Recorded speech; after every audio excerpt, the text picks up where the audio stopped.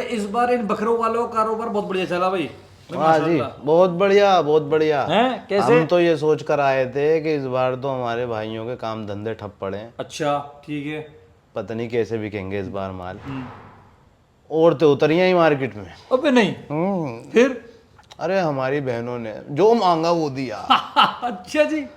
28,000 रुपये बोले। हाँ उन्होंने क्या 26.5 का दो रहे हो? मैंने क्या अरे अरे इतने में उन्होंने कह दिया 27 का दे दो।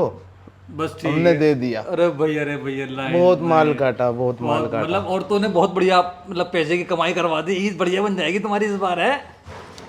वो अलग बात है, लेकिन असल बात ये है कि मैं अपनी बहनों को ये मैसेज पहुंचाना चाहता हूँ, भाई ये बकरा ख़रीदना ये मर्दों का काम है। ये बकरा मंडी में जाकर इतनी भीड़ होती है वहाँ पर। खैर ये बकरा ख़रीदने का काम मर्दों का है, आप ना कीजिए, क्योंकि ये बकरा वाले चंद मिनटों में बकरा बना देते हैं।